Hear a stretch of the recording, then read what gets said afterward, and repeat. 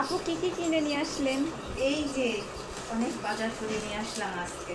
জান্নাত যে বাড়ি চলে যাবে তো সেই জন্য একটু স্বপ্নতে গিয়েছিলাম, ওইখানে যে অনেক কিছুই কিনে নিয়ে আসলাম।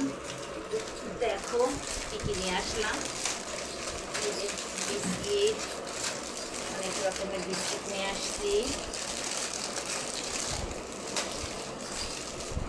এগুলি সব নিয়ে আসলাম। দেখো এটাতে হচ্ছে তরকারি ফ্রিজে ছিল তো, এটা ইলিশ মাছ মিষ্টি কুমড়ো এসব দিয়ে নিয়ে আসছি।